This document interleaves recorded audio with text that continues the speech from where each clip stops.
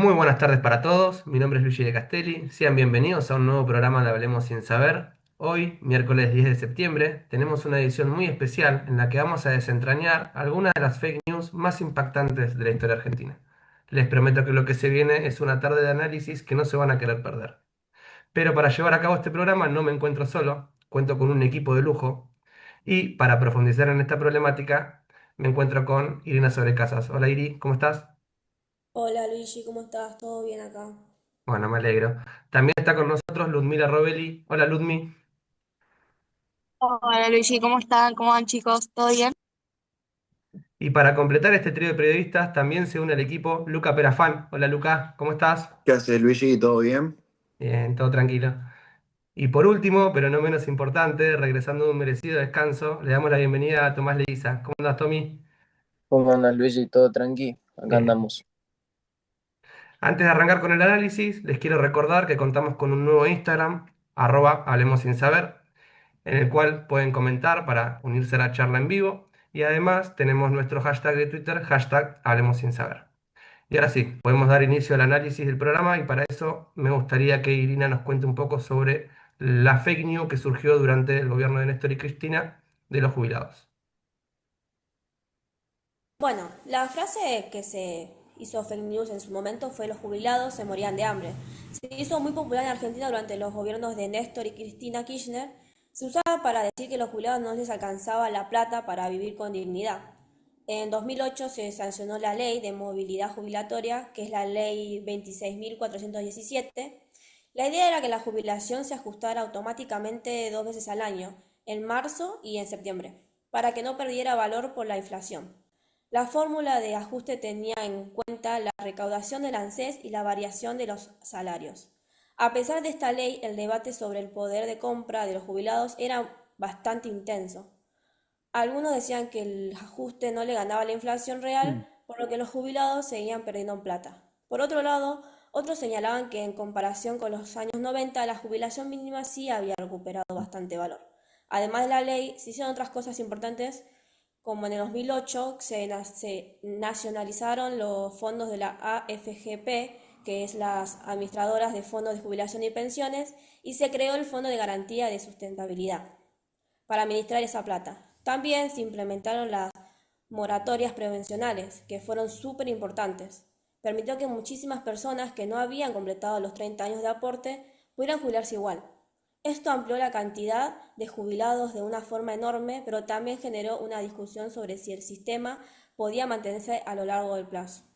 Aunque los jubilados subían, las situaciones económicas de los que cobraban la jubilación mínima seguía siendo precaria. La canasta básica de un adulto mayor, que incluye gastos en medicamentos y servicios, muchas veces era más cara que el monto de la jubilación. Esto generaba una sensación de desamparo y la percepción de que la plata no alcanzaba para lo básico, ¿no? Entonces, la frase "los jubilados se morían de hambre" reflejaba esa realidad de vulnerabilidad económica, especialmente para quienes dependían de la jubilación mínima, a pesar de los esfuerzos del gobierno por mejorar la situación del sistema previsional. Muchas gracias, Iri, por ese gran aporte. Antes de continuar, queremos dar la bienvenida a Movistar y su nuevo servicio Air Fibra. Testeado bajo el Speed Test de Ookla, está confirmado que es el internet más rápido del país. Sumate a la familia Movistar y aprovecha grandes beneficios. Me dice producción que ya tenemos el primer audio de un oyente. Lo escuchamos. En realidad, quiero opinar acerca de la nota. La nota es una nota excelente. No coincido con los medios que decían que tenían jubilaciones de hambre, porque tanto el gobierno de Néstor como el gobierno de Cristina vienen a reparar parcialmente el daño que las políticas de derecha con las recetas del Fondo Monetario Internacional en los ajustes, distintos ajustes en gobiernos democráticos de facto, congelaban este, las jubilaciones a valores irrisorios. Esta ley de movilidad jubilatoria implementada en su momento reparaba parcialmente, al menos con 3 o 4 aumentos en el año, para que no quedaran tan desfasadas. Es cierto que hay que seguir trabajando para seguir dignificando la tarea de tantos años de tantos jubilados y jubiladas a lo largo y ancho del país. Bueno, la verdad, muy interesante la opinión. Me gustaría Luigi, saber. Sí, ¿Puedo opinar algo? ¿Me sí, permite? Bueno, creo que, a ver, como todo, ¿no? Creo que puntualmente la idea también del programa de hoy es charlar un poco de eso, y es el hecho de cómo las fake news también afectan no solamente a los propios jubilados, en este caso, que vendrían a ser los protagonistas, sino también al resto, ¿no? Porque bueno, si bien lamentablemente yo jubilado todavía no soy, me falta mucho tiempo, pero la gente que yo conozco, o por lo menos también en aquella época, que si bien yo era más chico, nunca llegué a ver o de esa manera como se lo plantea de que los jubilados se mueren de hambre.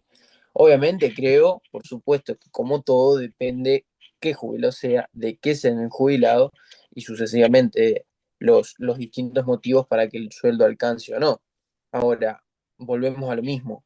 Eh, el tema de los jubilados se mueren de hambre siempre depende quién lo diga, quién esté en el mando y también quién lo lea, que eso a fin de cuentas va a terminar afectando no solamente a los mismos jubilados, sino también al resto con distintas cosas de manera más indirecta, como puede llegar a ser a largo plazo unas elecciones para ya sea presidente o demás cosas. Es mi forma de verlo, ¿no? muchas gracias, Tommy, por ese aporte. La verdad que sí, coincido. Todo depende desde el punto de vista en el que se vea y en el que se hable.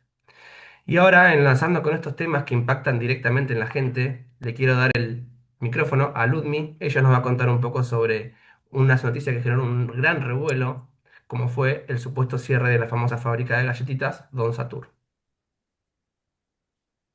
Luigi, muchísimas gracias. Bueno, para eso tenemos que irnos al junio del 2018, que empezó a circular, ¿no?, esta noticia que generó muchísima preocupación en la gente, que decía que la empresa Don Satur cerraba sus puertas.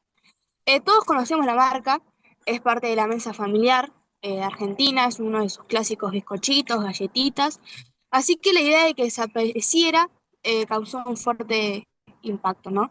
La noticia se hizo viral primero en las redes sociales y enseguida se fue levantando por algunos medios de comunicación. El problema fue que nadie chequeó bien la información. Se compartió como si fuera un hecho confirmado, cuando en realidad estaba basada en un malentendido. ¿Qué pasó? En realidad, Don Satur no cerró ni dejó de producir. Lo que pasó fue que una de sus proveedoras, la panificadora Maiten, ubicada en Chacobuco, perdió el contacto de abastecimiento, ¿no?, de la marca. Esa empresa se tuvo que cerrar. De ahí surgió la confusión, vendría siendo. En lugar de aclarar la diferencia, que muchos replicaron el titular falso de que cerraba Don Satur. Las consecuencias obviamente fueron varias. En la sociedad generó un clima de alarma, ¿no?, porque se trataba de una marca muy querida, muy consumida. Mucha gente creyó que ya no iba a poder comprar esos bizcochitos para el mate. Eh, También en el plano político y económico, algunos aprovecharon la noticia para criticar la situación del país, ¿no?, asociándola a la crisis, al cierre de fábricas en su momento, que también pasaba. Y para la empresa significó un daño también, ¿no?, de imagen. Don Satur tuvo que salir a desmentir, obviamente, públicamente el rumor ese de que se estaba cerrando, aclarando que seguirían funcionando con normalidad las empresas, nomás que pasó que cerraba una partecita de la producción. Este es un caso, un ejemplo muy claro, ¿no?, de cómo la información malinterpretada, difundida, eh, sin ver si es verdadera o no, aplicada en las redes sociales, puede convertirse en una fake news de alto impacto. No afecta la percepción de la gente, sino que también puede ser usada como fines políticos, terminar dañando la reputación de la empresa. Bueno, en definitiva, nos demuestra la importancia, ¿no?, de cómo los periodistas tenemos que chequear sí o sí siempre las fuentes antes de publicar. La información no solamente de un solo lado, sino de muchos lugares. Porque una noticia falsa puede instalarse muy rápido, generar desconfianza y manipular la opinión pública. Muchas gracias, Ludmi. La verdad, una gran información y además una muy buena reflexión sobre cómo los periodistas deben chequear mejor las informaciones antes de hacer publicaciones. Y bueno, ahora vamos a cambiar al mundo del fútbol y para eso cuento con el experto en la materia, el señor Luca Perafán. Te escuchamos, Luca. ¿Ahí me escuchan? Sí, te escuchamos. Perfecto. ¿Cómo va, chicos? ¿Todo bien?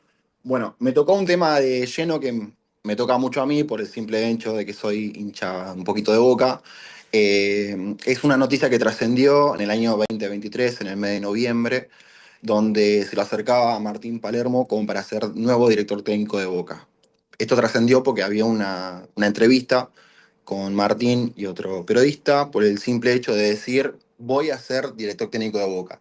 Obviamente esto estaba condicionado a, primero, en ese año había elecciones, en la posición estaba Andrés Ibarra y Mauricio Macri. Y por el otro lado, por el oficialismo, estaba Juan Román Riquelme como candidato a presidente, ya que era vice en la gestión anterior.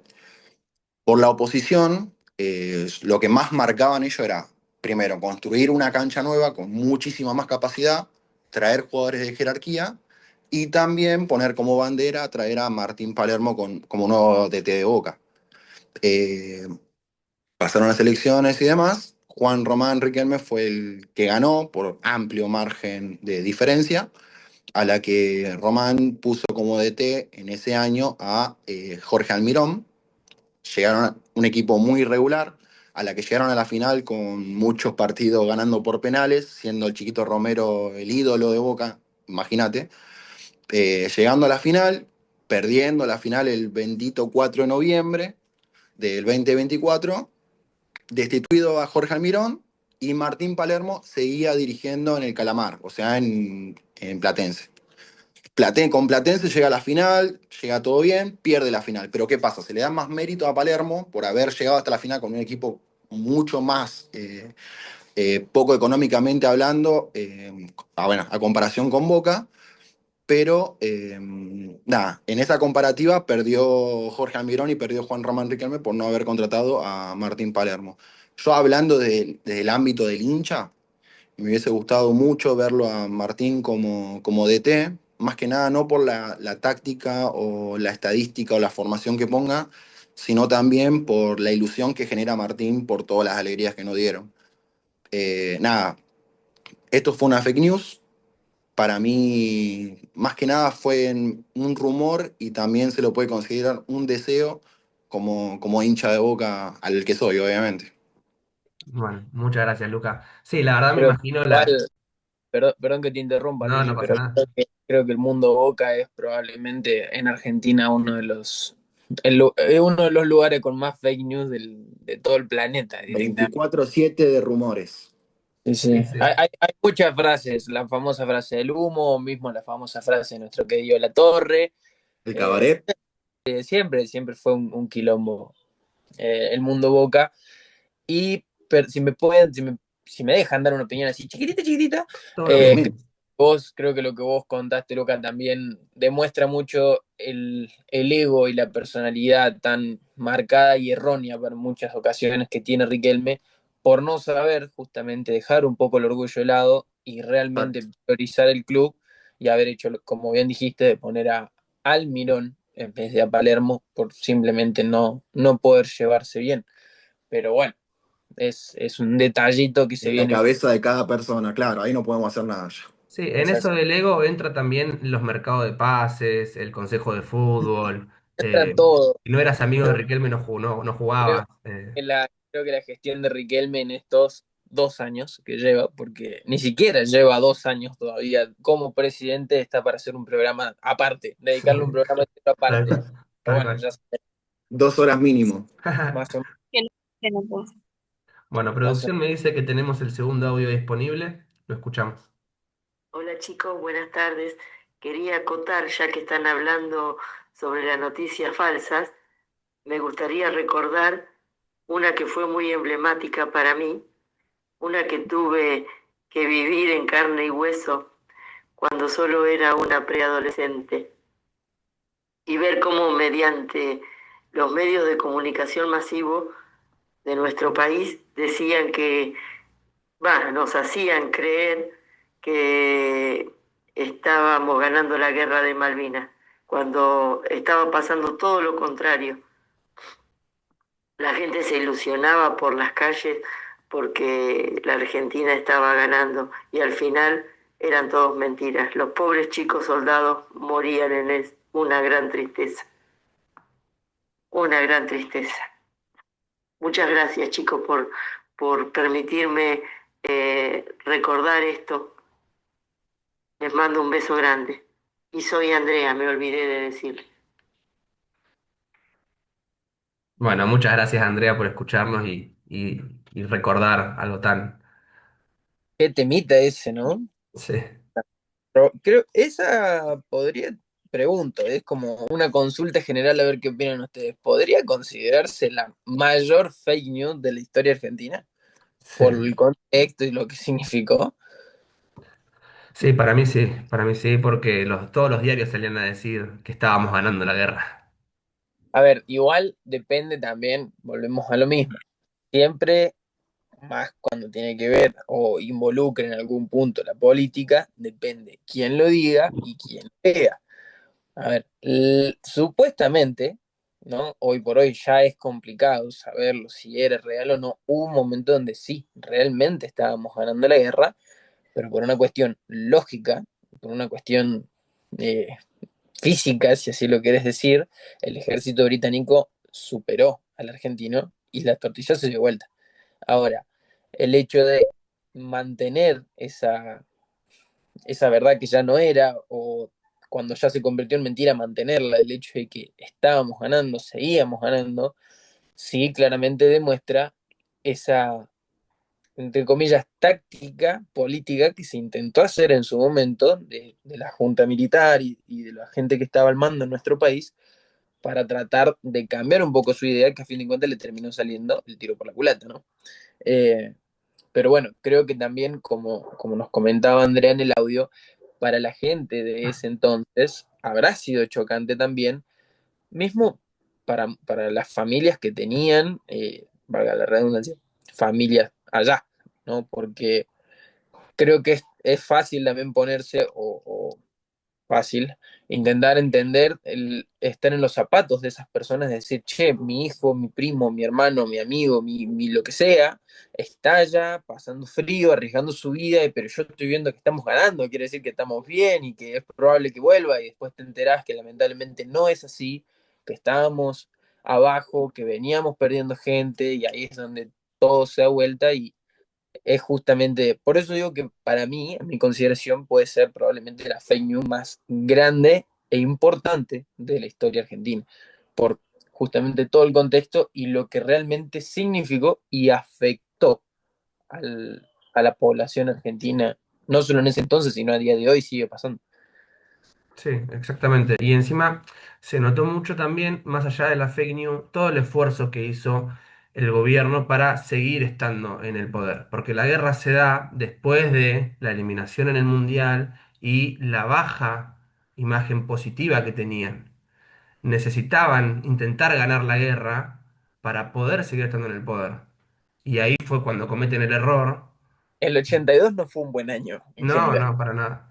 solamente por la guerra, que ya de por sí eso ya implica que es probablemente uno de los peores años de nuestra historia. Mm, Eh, Sino que para colmo, ya yéndonos a otros temas, como es, como vos decís, lo futbolístico, mm. Argentina de ser el campeón del mundo y fue nefasto, ya con Maradona en el equipo.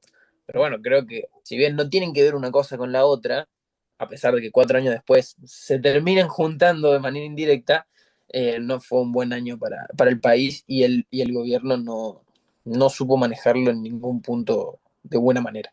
No, tal cual, exactamente.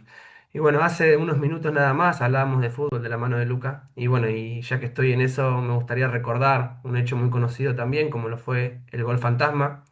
El gol fantasma se da en un River Vélez, 6 de julio de 2022. Vélez había ganado 1-0 en la ida y en la vuelta el partido en el Monumental era una caldera. Realmente los hinchas hacían sentir la presión. El partido iba 0-0, más o menos. El partido iba 0-0 y el minuto 78 un centro para el segundo palo y entra la pelota conectada por Matías Suárez. El gol es convalidado inmediatamente por el árbitro hasta que lo llama el VAR. Ninguna de las imágenes que muestra el VAR es concreta para decir si en realidad la pelota había sido tocada con la mano. Los audios del VAR se escuchan con mucha timidez un me parece que es mano. En base a eso, el árbitro va y sin tener imágenes concluyentes, anula el gol. Automáticamente, la fake news se genera gracias a los hinchas de River que empiezan a editar imágenes, videos, audios, para hacer creer que estaban sufriendo una injusticia. Incluso Marcelo Gallardo en conferencia salió a decir que era una injusticia. La realidad es que la pregunta más importante es, ¿para qué sirve una herramienta si no va a poder dar una decisión clara? Si no nos puede garantizar una decisión clara. El gol fantasma no solamente fue una fake news generada por los hinchas, es un gol que entró, un festejo que se silenció y una eliminación que se sintió como una estafa. Y con todo este debate sobre decisiones poco claras, yo tengo una que sí está muy clara. La mejor decisión a la hora de cargar combustible es acción. Cargar en acción es hacer una compra inteligente. Con tu compra participás por un kit Smart de Xiaomi. Carga tu boleta en actionenergy.com.ar. Antes de terminar, vamos a escuchar a nuestro último oyente. Hola chicos, ¿cómo andan? Bueno, paso por acá para saludarlos y para pedirles que sigan así, porque realmente es un placer escucharlos. Tienen un programa muy bueno y la verdad para todo lo que hay en información, encontrarse con personas que son tan profesionales y además que brindan información certera, verdadera, es un lujo. Así que nada, quería decirles que sigan así, con la onda que le ponen, y bueno, espero el programa de mañana. Bueno, me parece que nos quiere ver todos los días. Bueno, el programa lo hacemos una vez por semana, pero muchas Me gracias me por parece que, me parece que estamos muy, ¿cómo es que se dice? ¿Cómo es que se dice? Bueno, solicitados. Muy pegado. solicitados. Ahí Más va. allá. Y bueno, muchas gracias por esas palabras a nuestra querida oyente. Y bueno, agradecerle también por participar siempre. A mis compañeros los quiero felicitar por toda la información exacta que nos brindan